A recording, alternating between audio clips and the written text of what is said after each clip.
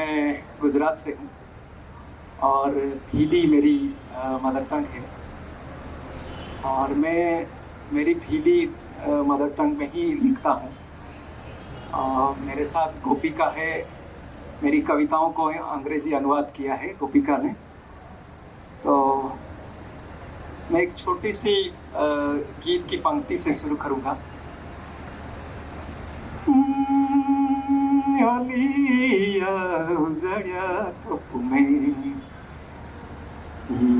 न हुकी तो रेती पेटू पे मेरा ली बोही हावरी का ये फूली उठी ओलिया उजड़िया तो पुमे इहू की तो रेती पेटू पे मेरा ली है जी हावरी का ये फूली उठी मेरा ली है जी हावरी का ये फूली उठी। ये होली के टाइम पे प्रेम के गीत गाए जाते हैं, तो उसी में से मेरी एक रचना है ये। मैं मेरी कविता हिंदी में एक जो है उससे पहले सुना रहा हूँ, आग और पानी। ये जो मणिपुर का जो चल रहा था संघर्ष, उसी समय ये कविता लिखी है, आग और पानी। एक बार आग ने सारे जंगलों को जला दिया और पहाड़ों पर रहने वाले मेरे लोग पानी के पक्ष में खड़े हो गए।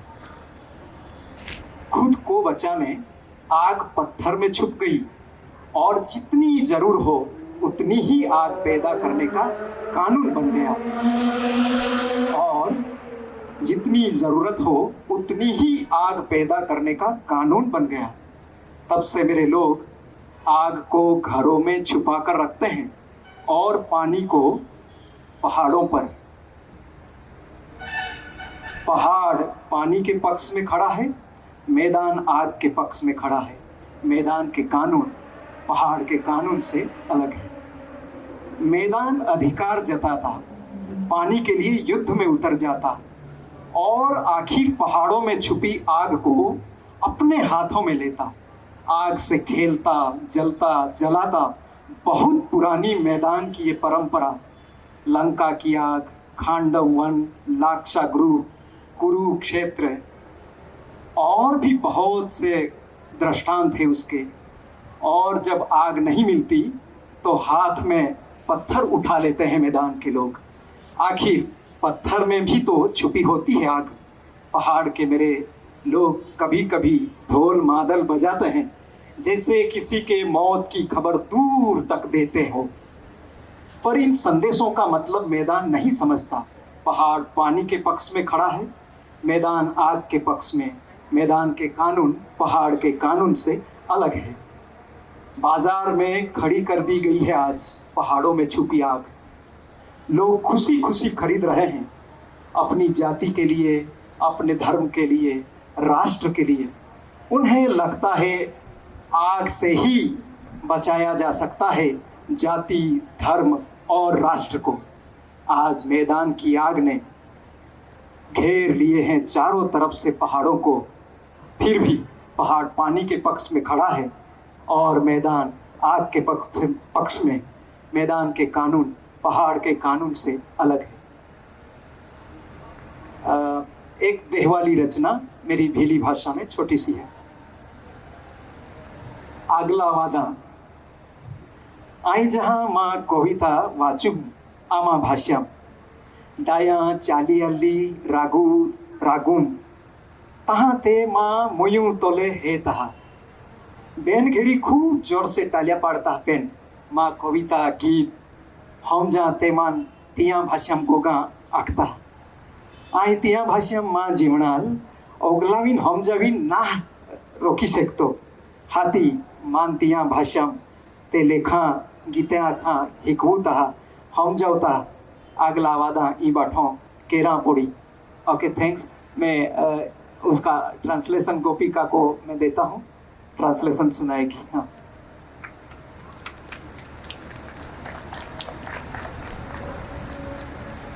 Thank you Jitendra.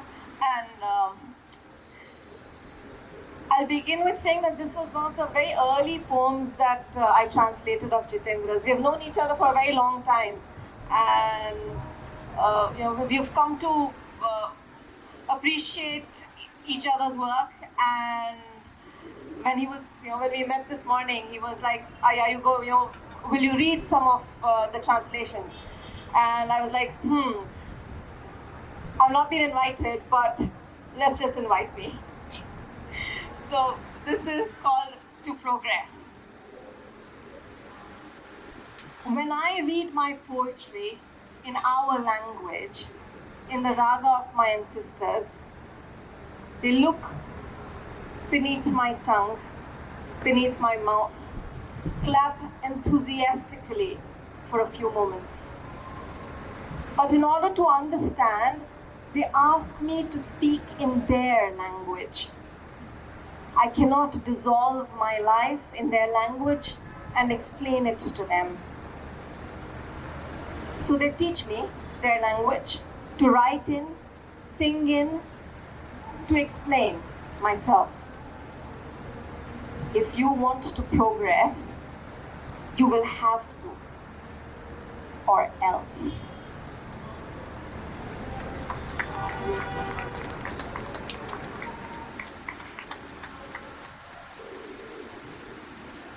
One point. हम बीज है जंगली, करोड़ों साल पहले दब गए थे हमारे पुरखे जमीन में। तुम भूल मत करना हमें जमीन में दबाने की, जैसे धरती का आसमान से, बादल का बारिश से, नदी का समंदर से होता है, वैसे बड़ा लंबा रिश्ता है हमारा जमीन से। उग जाते हैं हम पेड़ बनकर, आखिर हम बीज है जंगली, और बीज को जंगली ही होना चाहिए। तुम चाहोगे कि हमें पानी में डुबो दे, तुम नहीं जानोगे हमारा मूल बीज ही पानी है। कीड़े मंकोड़े से होते हुए इंसान तक पहुंच ही जाते हैं, आखिर हम बीज है जंगली, और बीज को जंगली ही होना चाहिए। तुम हमें पेड़ कह सकते हैं, तुम हमें पेड़ कह सकते हो, कहना चाहो तो पानी या पहाड़ भी कह सकते हो। हाँ, वैसे तुमने कह तो दिया है हमें जंगली, और यही हमारी असली पहचान है। आखिर हम बीज है जंगली, और बीज को जंगली ही होना चाहिए। पर मेरे भाई, तुम जानते हो बीज से जुदा होने का मतलब?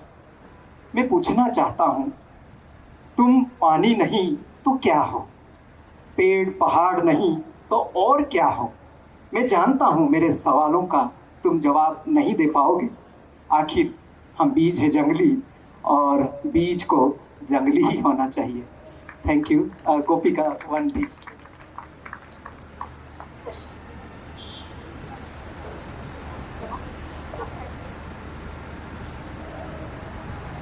So this one is called Jangli, and in translation I have left it as Jangli. Do not make the mistake of burying our ancestors inured in the womb of the earth for centuries. Like earth with cloud, cloud with water, river with sea, we have a long relationship with the earth. We sprout as trees, we are jungly seeds, and seeds should remain jungly. You may think, let us drown them in water. Our essence is water. From insects we transform again over ages into humans. Seeds should remain jungly. Do you know, my brothers, the meaning of being separate from the seed? I will ask you, what are you if not water, tree, mountain, earth? I ask you, what are we? Jitendra doesn't want to read one more, but this last one that I want to read is a favorite of mine because it is something that I have learned from Jitendra. And it's called Democracy, Lokshahi in Diwali and in Hindi. And this evokes the experience of climbing onto a bus. And this really speaks to me because when I was a young child, my mother taught me how to climb onto a crowded bus. I know she was like, first you have to get your bag and through the window, dump it on the seat. Then you have to move forward, extend your arms, arm yourself, armor, move forward and push your way through the bus, push your way through the crowd. And that is the experience I remembered when I was translating this, and that is why I wanted to read this. Democracy. Crowded bus stand.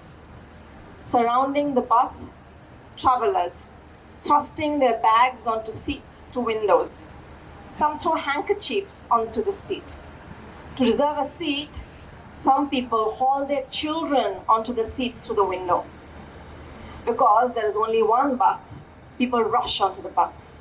Some who find a place and sit in comfort. Others who do not remain standing. Ones on the seat fall asleep. Who cares about the person on the next seat? They snore and remind me of our democracy. Thank you.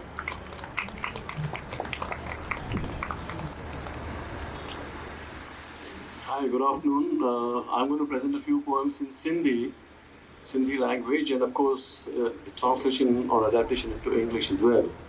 And I requested Afshan to do one of the translations because I want to bring a little variation in the recital. I like to always play around with my, once I'm an artist, it's very important for me to do it. Now, one thing about there are three poems I'm going to talk about. One is Mohan Gyahani, the Sahitya Akademi Award winner poet. The other one is Nanla Javeri, again a Sahitya Akademi Award winning poet. And the third one is Paru Thakur Chawla, who was a singer, poet, writer, and a major activist in the Sindhi language. I must thank Hyderabad Lit Fest and the entire team for getting Sindhi onto the stage here, because quite often the Sindhi language has no place in most of the programs, and a lot of people even wonder if Sindhi has any literature or poetry. So this is Hyderabad Lit Fest has an answer to that question, that wonder. The first poem is by Mohan Gyahani. It's a very short poem, but it's a great poem. In Sindhi, Mohan Gyahani says, मुंहिंजे नंढे संदूक में कुछ सिक्का जमा हुआ. I'll translate that into English later. मुंहिंजे नंढे संदूक में कुछ सिक्का जमा हुआ. पाई, पैसा, टक्का, आना ऐं अधु रुपया पिणु. पर आहिस्ते आहिस्ते उहे ग़ाइब थींदा विया. मुंहिंजे ॿोलीअ जे लफ़्ज़नि वांगुरु.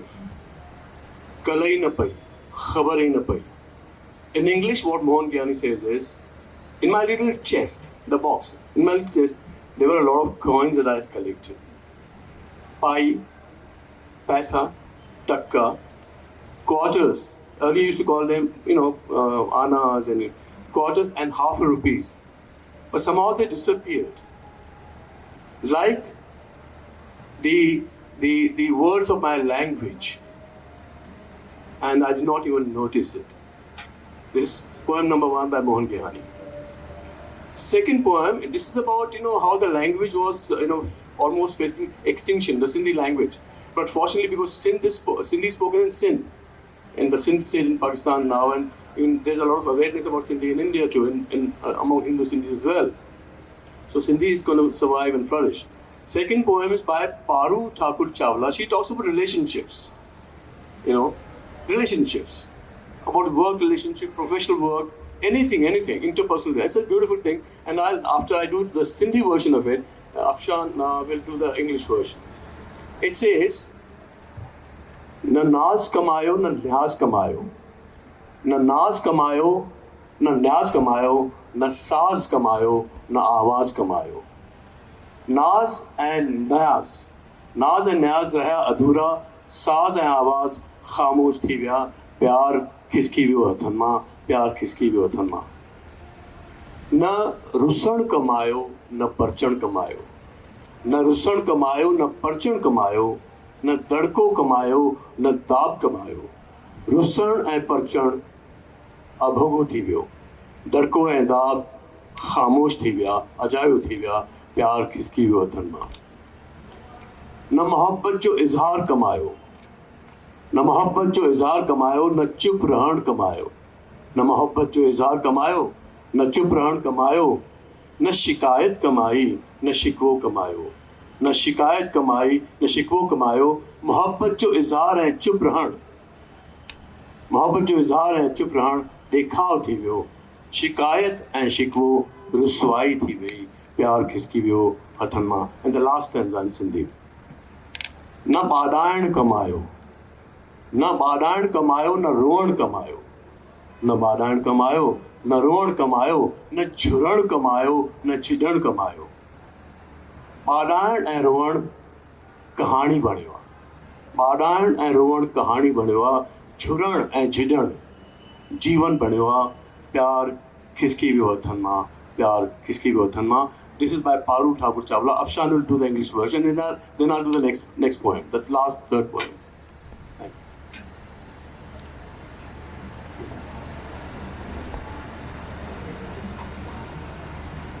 And love just vanished into the unknown. Neither did the pride help, nor did the sacrifice work.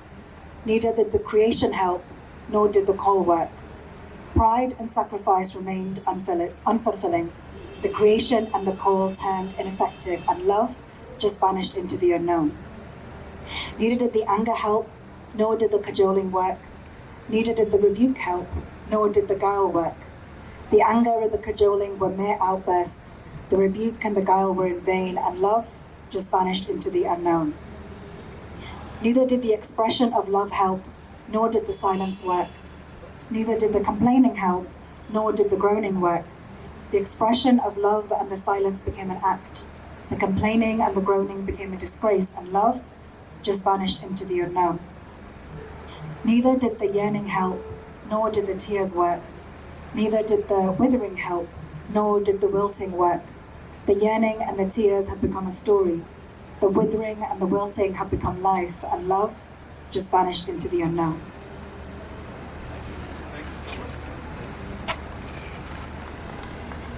That was beautiful, Afshan. Thank you so much for reading this poem. I just requested the last minute and she agreed to.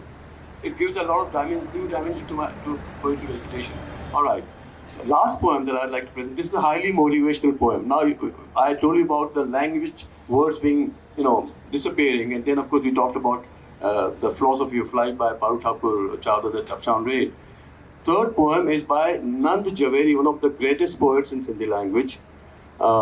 He is 84 years old today. He still writes a great deal and he is good. His poetry is based on Vedanta and Sufism. He understands Urdu, Punjabi, Persian, and Sindhi. And this poem is considered the community anthem for Sindhis. Now, what does it say? I'll present that in English, Sindhi first and then English. Nandlal Javeri says, and name of the poem is Pala Pala Jo Pandhi. Pala Pala Jo Pandhi.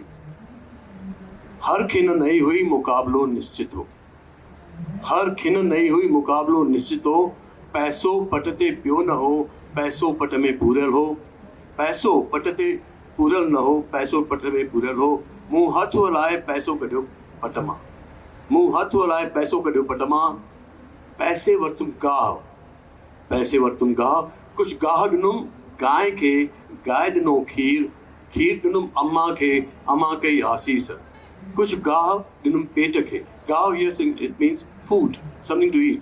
गाह कुछ गाह ॾिनुम पेट खे, पेट ॾिनी हिम्मत, हिम्मत ऐं आसीस सां मूं खयो छॿो, छॿे खां पिड़ी, पिड़ीअ खां हटड़ी, हटड़ीअ खां हट, मूं हथ जोड़े जोड़िया स्कूल कॉलेज ऐं अनेक अस्पताल, मूं हथ जोड़े जोड़िया स्कूल कॉलेज ऐं अनेक अस्पताल. This is story of Sindhis, how they came in penniless and they built their empires, hospitals, colleges, they gave to the people. मूं हथ जोड़े जोड़ा स्कूल कॉलेज ऐं अनेक अस्पताल, स्कूल कॉलेज ऐं अस्पताल मूं ॾिना प्रजा खे, प्रजा कोन्हे ॾिनो को घोड़ो, प्रजा कोन्हे ॾिनो को घोड़ो, because Sindhis never got their due in terms of legal or in terms of politics or otherwise, but they have that never said I approve. प्रजा कोन्हे ॾिनो को घोड़ो, मूं बि किथे चाहियो ते घोड़ो, हर खिन नई जो हुई मुकाबलो निश्चित जो हो, हिन सुञाणे नित छॾे मां अनित जो बांधी थियुसि, अनित में नित जो निर्माण कयो, असुर में सुर जो निर्माण कयो, शरणार्थी हुयुसि, शरणार्थियुस पर पुरुषार्थ जी छांव में आश्रम जो निर्माण कयो। पुरुषार्थ जी छांव में आश्रम जो निर्माण कयो। पंहिंजे पराए वेसाहे बेवेसाहे के शरण ॾिनी, पर अॼु बि नित आहे किथे। चौ तरफ़ अनित जो ई आलम आहे। हर पल नओं आहे, मुक़ाबिलो क़ाइमु आहे। हर पल नओं आहे, मुक़ाबिलो क़ाइमु आहे। पोइ छा जो मूंखे धरती कोन्हे। So what if I don't have my own state. पोइ छा जो मूंखे धरती कोन्हे। पोइ छा जो मूंखे अजो कोन्हे। जित जित मुंहिंजा पेर आहिनि, जित जित मुंहिंजा पेर आहिनि, साई मुंहिंजी धरती आहे, साई मुंहिंजी सिंध आहे। जित जित मां आहियां, उत उत मां अजो अॾियो आहे। पुरुषार्थ सां नित नओं सिंध अॾियो आहे। अनित में नित जो नाचू आहियां। मां नाचू, मां शिव, मां कल्याण आहियां। अनित में मां नित जो, नित इज डेस्टिनी। अनित में नित जो सौदागर आहियां। अनित में नित जो मां फीनिक्स आहियां। मां फीनिक्स आहियां, मां सौदागर आहियां, मां सिंधी आहियां, मां सिंधी आहियां, मां सिंधी आहियां। I'm proud to be a Sindhi. It's English translation, and that'll be the last one for you. Translation of the same poem that I just presented. Every moment was new. Every moment was new. Struggle for survival was inevitable. Money was not lying on the ground. Money was buried deep down into the ground. I toiled hard. I toiled hard and extracted a coin from the ground. With that coin, I bought a little grass. Grass here signifies food, something to eat, nutrition. With that coin, I bought a little grass. I gave some grass to a cow. The cow gave me milk. I gave the milk to my mother. Mother gave me blessings. Mother gave me blessings. I gave some grass to my stomach. Stomach gave me courage. With courage and blessings. Now listen to this very crucial thing. With courage and blessings, I picked up a basket. Remember earlier, the Sindhis, they used to carry they used to say those sweets and golies. With courage and blessings, I picked up a basket, from a basket to a roadside vendor, from a roadside vendor to a little shop, from a little shop to a big shop. With that shop, I built schools, colleges, and many hospitals. Schools, colleges, and hospitals I gave away to people. Schools, colleges, hospitals I gave away to people. People gave me nothing. Nothing. Not that I expected anything in return. Every moment continued to be new. Struggle continued to be inevitable. Sensing the moment, I chose instability over stability. I created stability within instability, melody within jarring notes. I was a refugee. I was a refugee, but with hard work and perseverance, I built homes and shelter. With hard work and perseverance, I built homes and shelter for the loved ones and not so loved ones, for the trustworthy and not so trustworthy. But where is stability even today? There's chaos all around. Every moment is new. Struggle for survival is inevitable. So what if I don't have my own land? Now this is a typical never say die attitude of Sindhis. So what if I don't have my own land? So what if I don't have my own shelter? Whatever I set my foot on is my land, is my sin. Whatever I set my foot on is my land, is my sin. With hard work and perseverance, I have created a brand new sin. With hard work and persistence, I have created a brand new sin. No matter what, I am destiny's dancer. A dancer, Lord Shiva.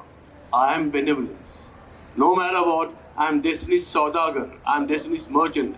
No matter what, I am destiny's phoenix. I am a Sindhi. I am a Sindhi. Sindhi. Proud to be Sindhi. Nan Chaveri, the great poet. Thank you so much.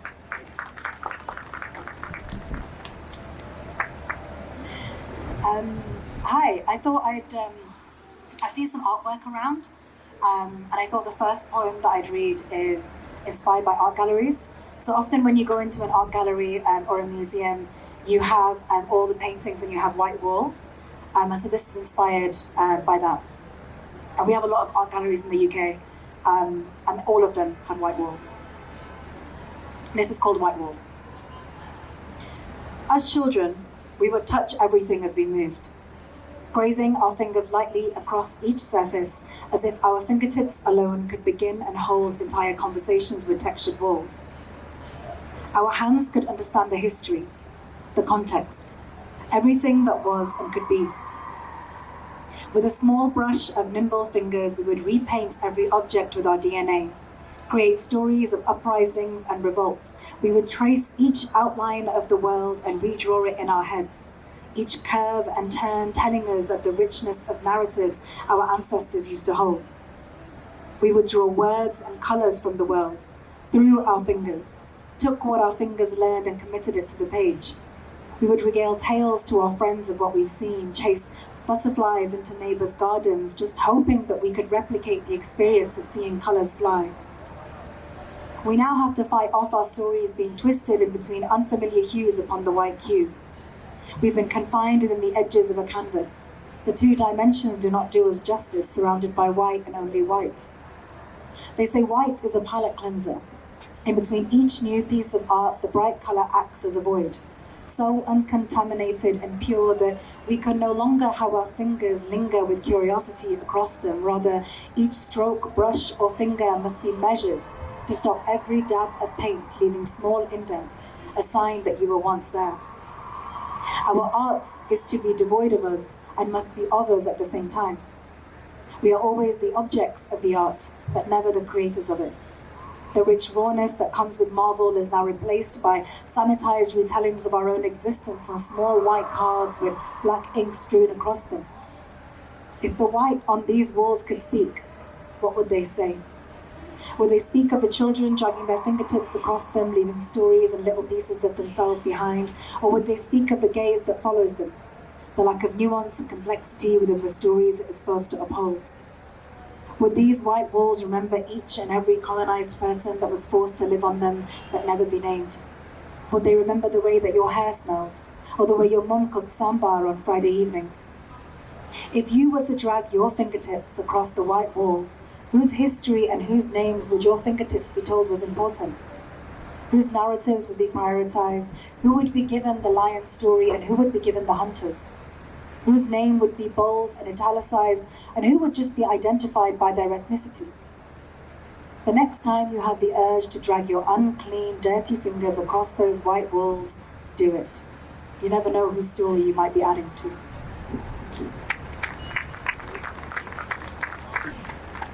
Please don't do that here. I don't want to get told off for starting a revolution of people dirtying up the walls. That's not what I want my legacy in Hyderabad to be. I've been in India for 6 weeks. I came for a mass for my grandmother. She died in June. And this is what I wrote when I found out about her death. My grandmother died and all I could do was write a poem. Like every diaspora poet, I have a poem about my grandma, about the folds of her sari, coconut oil in her hair, the fluffiness of her idlis, how she was probably secretly gay, but the world never gave her a chance to come out, and it doesn't really matter because she was cool. I romanticized a matriarch that I could barely converse with. The only Kannada I learned were the numbers, the only Konkani I remembered were swear words, and I only learned the word queer in Tulu, Salinga Kami. The rest was too difficult for my brain to memorize. So when she died, my grandmother, my mother's mother, the ultimate matriarch, I wrote a poem. I wrote a poem as if she could hear it from the grave and tell me that she understood me, that we were similar, her and me, rebels from across different generations, living in very different contexts and fighting very different fights, but that we were the same. That despite my childhood and the lands of my upbringing and being queer and dyeing my hair blonde and having tattoos and piercings and having different religions and not being vegetarian, that me and my Mai were linked. That all of this means something. That there is more to life than just this poem. Instead of tears, I recited words I'd written about her, as if speaking those poems would bring her back to life, connecting life after death, and suddenly she would wake up and tell me that she was grateful that I memorialized her in poetry, gave her a legacy, made her immortal, told the world of her greatness, showed how great her cooking was and how funny her jokes were, and how she would wake up at 6 a.m. to make us bed chai. But that isn't her. That isn't all she was. She was more than that. But all I can do as I grieve is to write this poem. Thank you. And then the last one that I'll read is from my collection, Ari Desire. And given this is a multilingual mushaira, almost, it feels appropriate to read this. It's called Mother Tongue.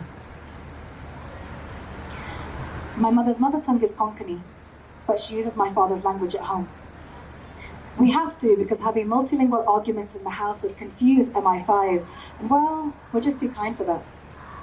So instead we speak Urdu, the language of love, the language of poets, but all my mother ever hears are the butchered slang words young boys sling at each other on the bus. My mother's mother tongue is Konkani, but outside the house she uses English because God forbid anyone thinks she's a freshie. She's learned to not roll her R's and use only sparingly, but still she gets asked, darling, where are you really from? She hears cheap imitations of a voice she's tried so hard to shake on TV and film, and it reminds her what she sounds like to the rest of them. My mother's mother tongue is Konkani, but sometimes she speaks Hindi, like when we're out shopping and talking about the guy who just queue-jumped in front of us. She smiles when she speaks it, head up, proud, brings her closer to home. But then she has to revert back to the language of the colonizer to finish the sale, and suddenly her head lowers. My mother's mother tongue is Konkani, but the only time she ever speaks it is over the phone to her mother on Sunday mornings. I watch her struggle sometimes. She tries to remember the word for fruit, but instead replaces it with English or Urdu. She blames it on her growing age, but I know that she's forgotten. Mujhe main chibas Konkani, and so should mine be. I dread the day that my grandmother passes, for I'm afraid my mother will lose her tongue. She won't speak with proudness or chat back with slickness, and my mother's tongue, it will feel foreign in her mouth. Thank you.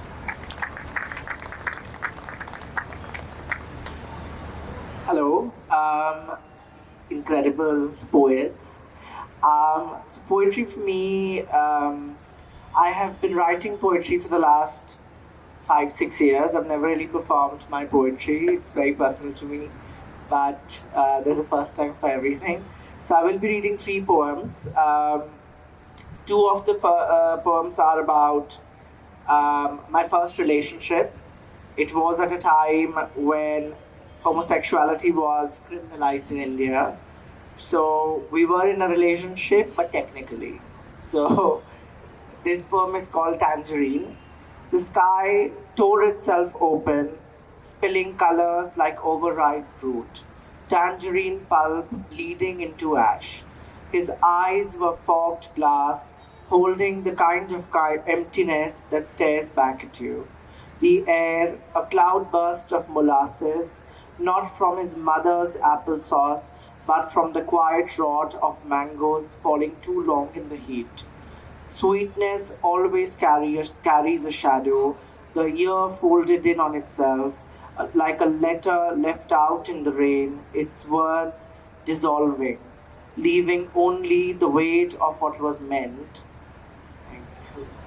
And my shadow clung to him, tangled in the salt-stiffened knots of his sea-drenched hair. His mother could never taste the language we spoke at midnight, or feel how the eaves held our borrowed breaths. We weren't just 2 bodies, we were the wind rushing through the hollow of each other's ribs. The sky tore itself, and there I stood, a wildfire in the shape of a boy.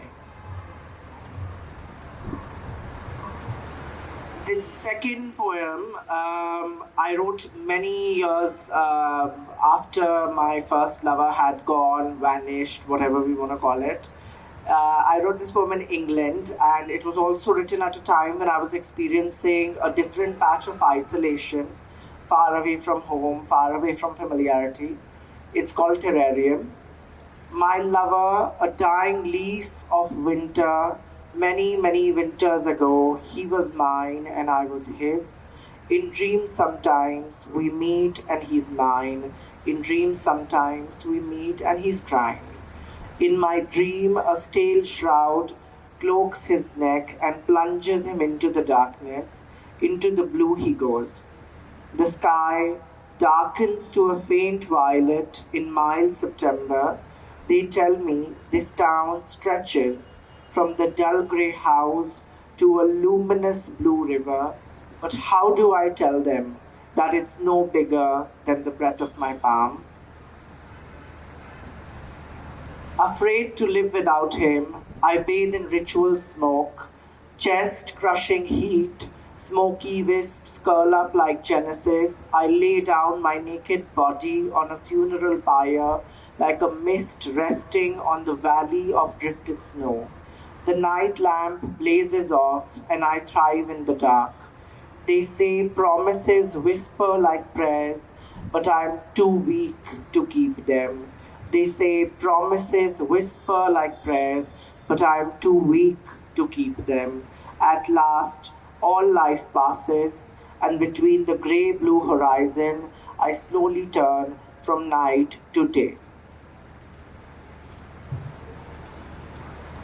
And this last poem is about a neighbor of mine who died during the pandemic, and it introspects on all the things she left behind, material and non-material. So she was an older lady and she lived alone in her house. And I still remember when she died, her house was locked for many days, and then people were her son kind of came from America and then took the things. So it goes like this.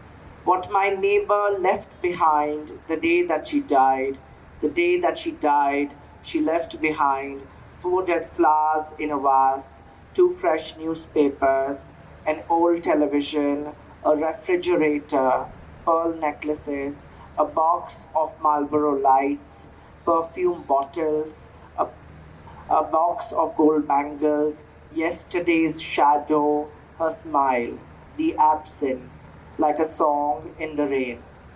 What she left behind was only enough to fill the empty room in her abandoned house.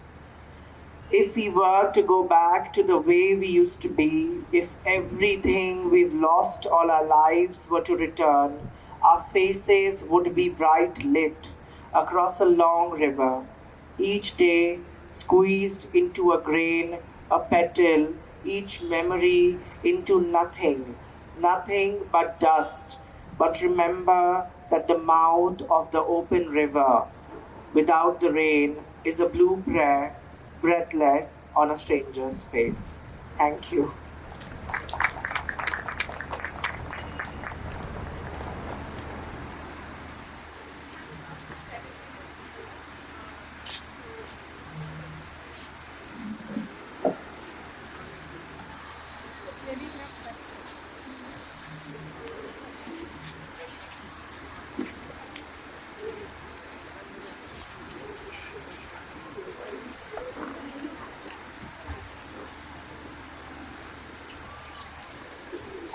This is a audience request. This is an audience request for a poem from Sushil Gajwani, please.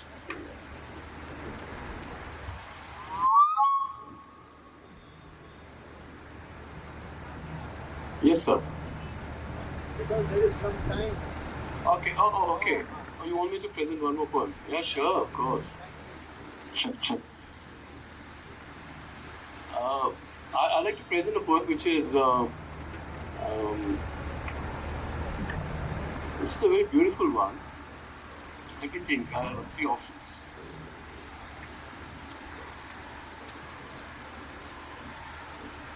Yeah.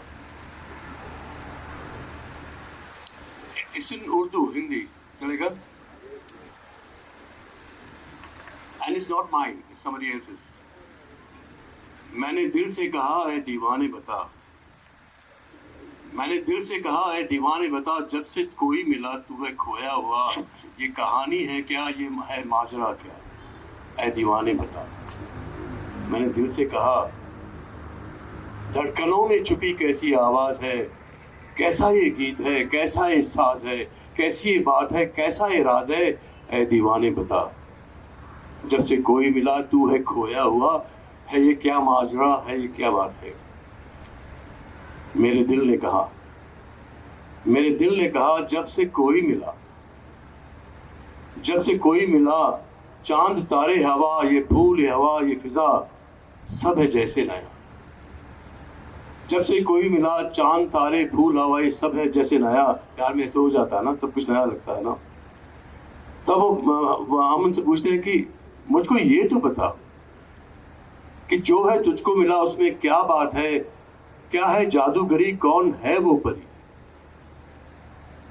तो वो कहते हैं ना वो कोई परी, ना कोई जादूगरी, ना है वो कोई परी, ना कोई महजबी। वो है सीधी सादी सी है, भोली भाली सी है, पर उसमें अदा एक निराली सी है। उसके बिन मेरा जीना ही बेकार है, उसके बिन मेरा जीना ही बेकार है। तब दिल ने कहा बात इतनी सी है, बात इतनी सी है कि तुझे प्यार है, तुझे प्यार है। मेरे दिल ने कहा हाँ मुझे प्यार है, मुझको इकरार है, मुझको इकरार है, मुझको इकरार है, हाँ मुझे प्यार है।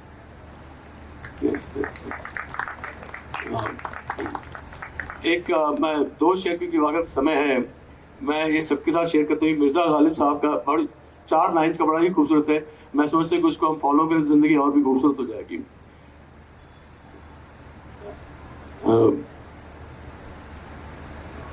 ज़िंदगी बड़ी खूबसूरत है। हम अक्सर हर्ट हो जाते हैं, दुखी हो जाते हैं, परेशान हो जाते हैं, और हर किसी को माफ़ करना ही सबसे आसान तरीका होता है जीने का, लेकिन हम कर नहीं पाते।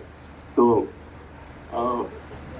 गालिब साहब कहते हैं मैंने ज़िंदगी को बहुत आसान कर दिया, मैंने सबको माफ़ करना सीखा, क्योंकि वो कहते हैं कि मैं धूल बाहर देखता रहा, और जब मैंने आईना साफ किया तो शक्ल मेरी थी, धूल मेरे चेहरे पे थी, आईने पे नहीं थी।